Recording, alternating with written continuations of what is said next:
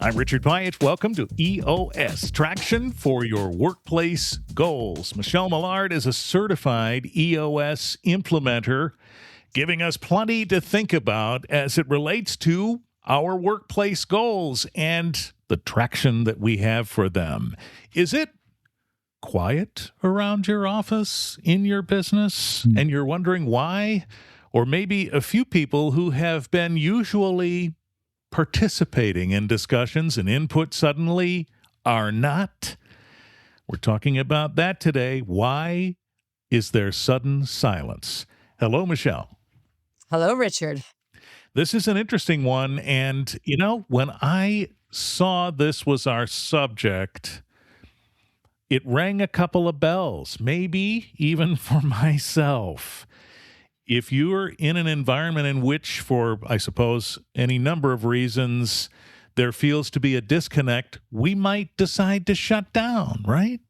Yeah, for sure, Richard. And so thank you for conducting this today. It's probably one of my favorite topics and most talked about, right? So I always have leaders come up to me and say, hey, Becky, for sake of a word, a name, was really engaged and really talkative and is all of a sudden silent. What should I do? And then I'm like, well, you better do something and do something quick.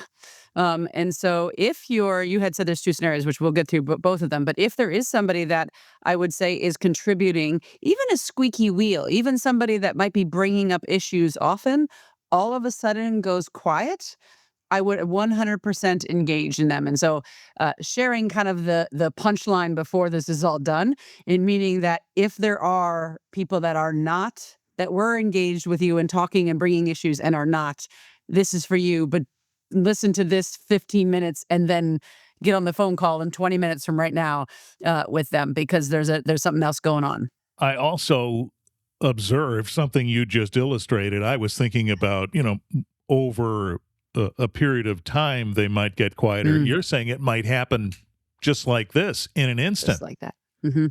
Yeah, because something could have happened in a meeting before, like me, you, and Becky in a meeting. Something could have happened that shut them down, right? And so I'm going to list 5 things that are reasons why things could shut them down. And so I'll list them. And then you guys, as you're listening to this, take some notes and then I'll go back and explain them. So trust is one of them. Ooh. So there's an absence or something that happened that broke the trust. There's a comparison, and that doesn't always intellectually get there, but I will explain that, that they might be thinking, my issue is not as big as theirs, so I'm going to be quiet. Oh. Then there's a fear of conflict, a fear of being wrong, of potentially looking weak, right? So there's some people that might be in the room that are a whole leadership team, and I'm not going to say that. That might not be right. A fear of acceptance, meaning we have done it this way always, and they're just accepting the way it is, as opposed to entering in the danger and entering in a conflict that might be able to go after that. And then guilt. And things are going pretty well, and then they just won't bring up the issue. So those are the 5 things that I just wanted to touch about, and we can touch on them more, but just to give an overarching umbrella of what I have experienced, why individuals on teams are not speaking up.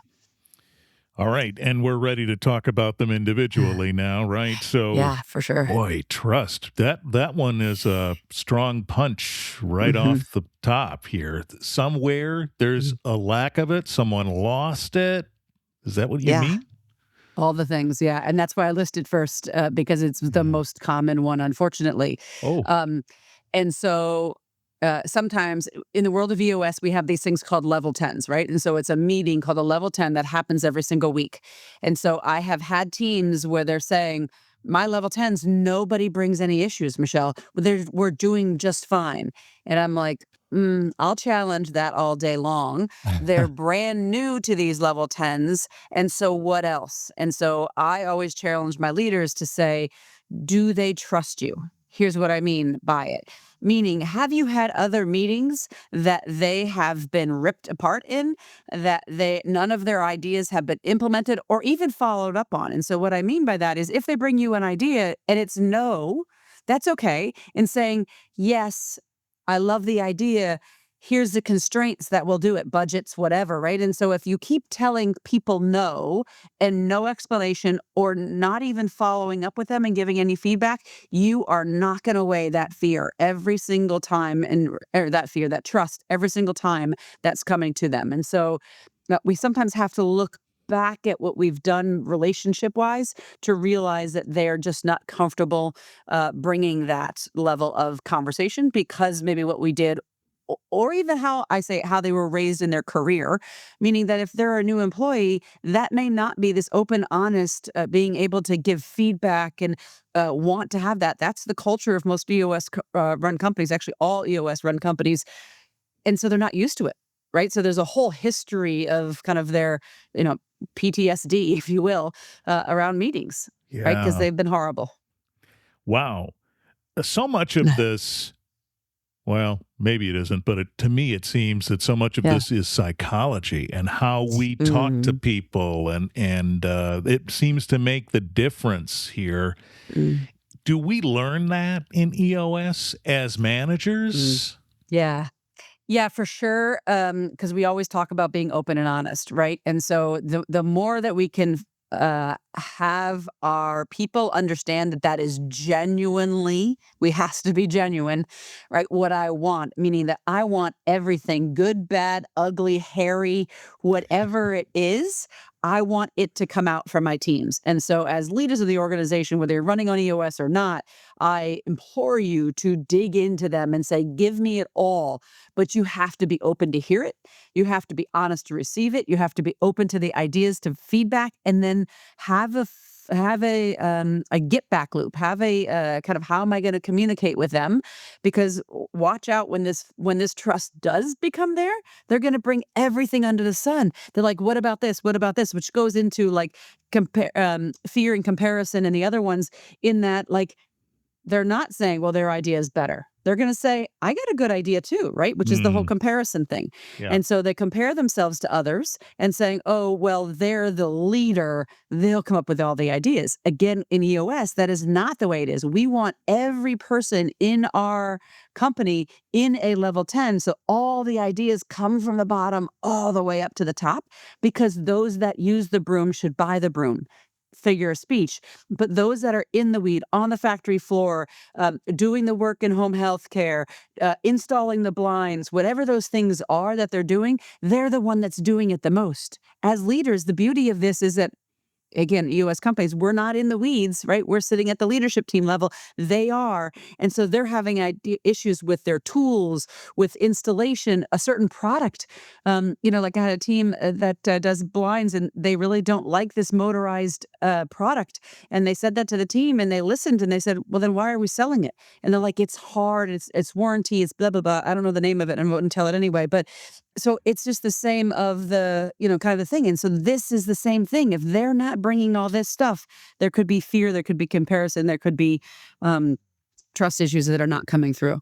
Yeah. Boy, this is incredible. These things, which again, I keep coming back to the way these situations make a Mm. person feel, and now they may become immobilized in Yes. the communication department, the contributing. This is a Yes. huge, huge thing. Did we Huge cover thing. comparison all the way through?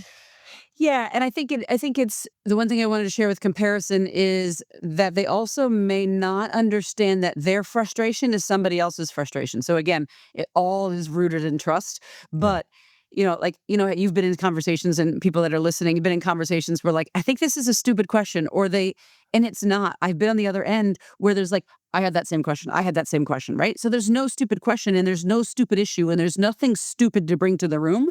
And so, as leaders, as we're listening to this, is if this is how you're making your people feel, then don't expect them to bring anything. You're getting what you're giving to them, right? And you're not Mhm. giving this open feedback system. And so they'll have this thing and saying, "Hey, I'm frustrated with this, but I'm not going to speak up," right? And so all of a sudden they just clam up and they're not going to bring it. All right. What's the next thing that might stop such a thing? Yeah, I think a little bit. Patrick Lencioni talks about trust at the bottom of this pyramid, but it's vulnerability based trust. So again, this is rooted in there, this fear, right? And so if I speak up and tell the owner, tell the leader that something's not working, I may get fired. right? The fear is that visceral in people's bodies sometimes because, again, how they were raised in their career, they may have experienced that already.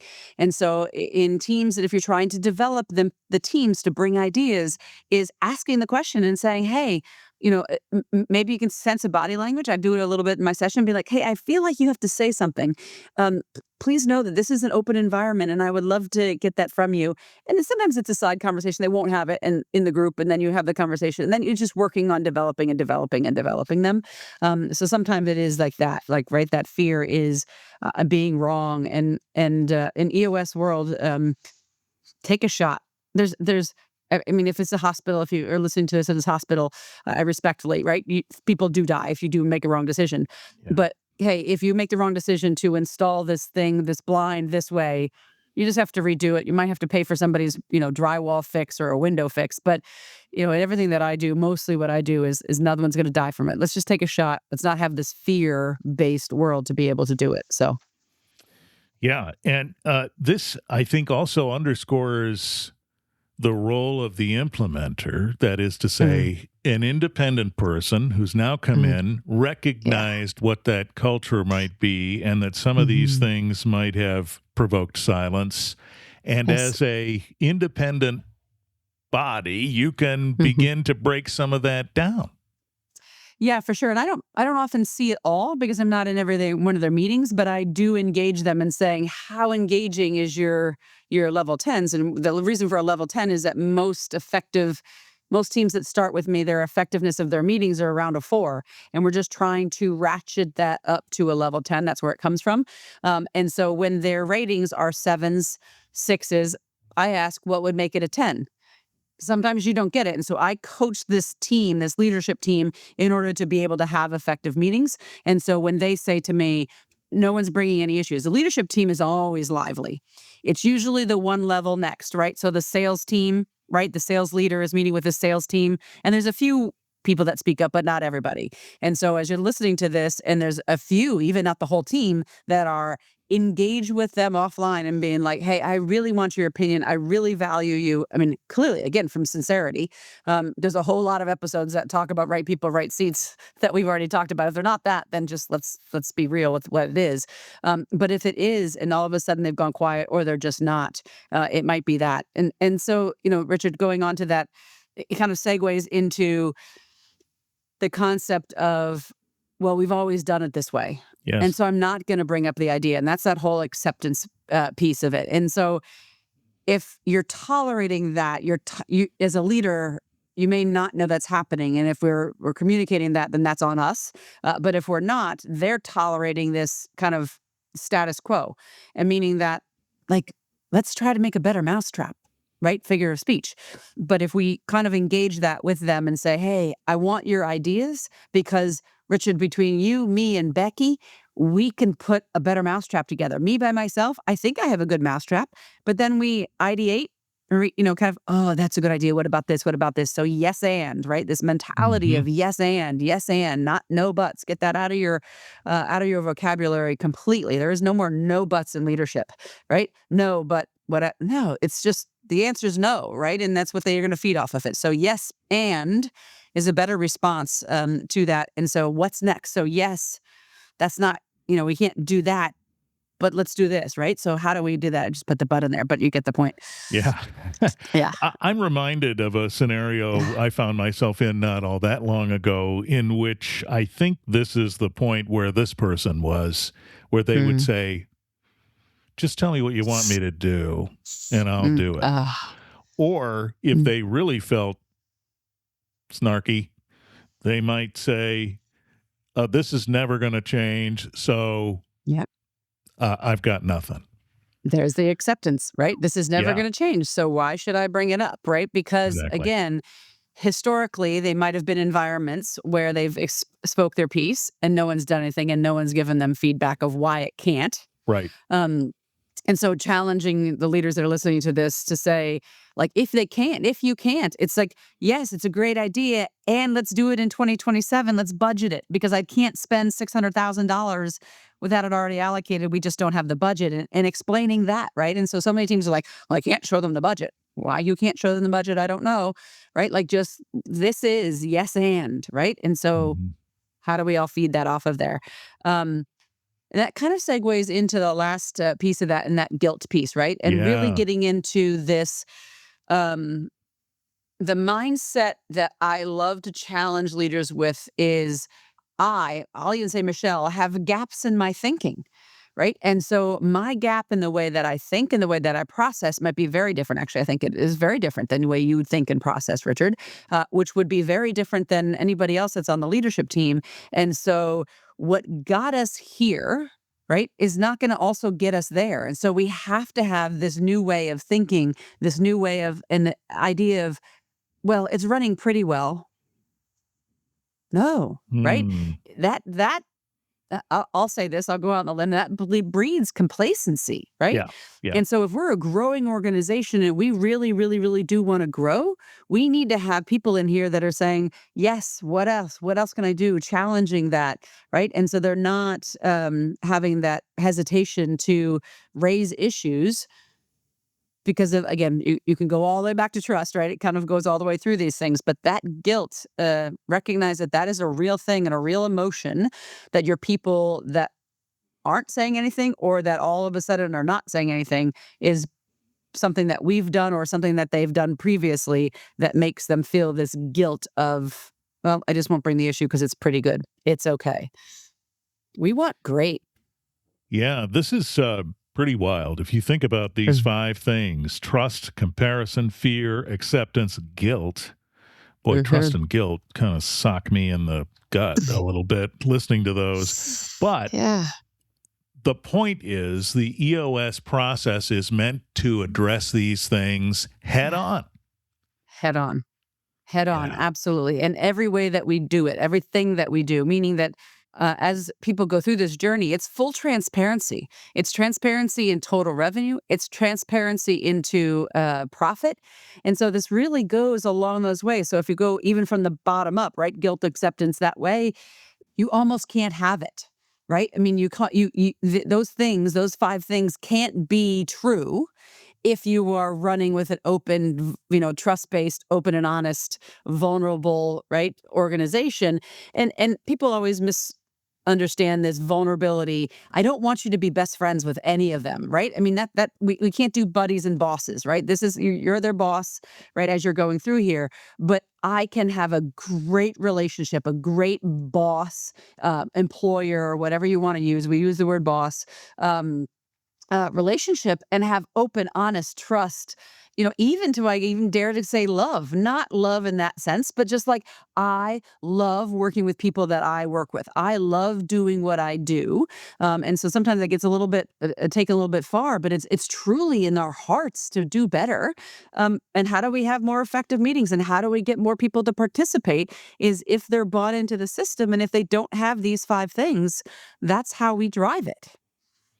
Well, I spoke in jest in the beginning here, talking about is it silent where you are? But in all seriousness, we see the seriousness of the Yes. silence now, and we Yes. see some of the reasons why that might be. Those 5 things that Michelle has pointed out.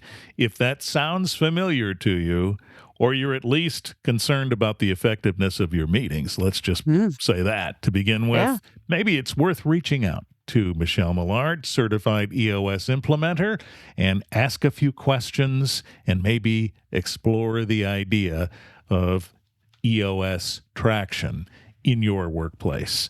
Subscribe to these episodes. All you have to do is go to your favorite podcast directory and type Traction for Your Workplace Goals.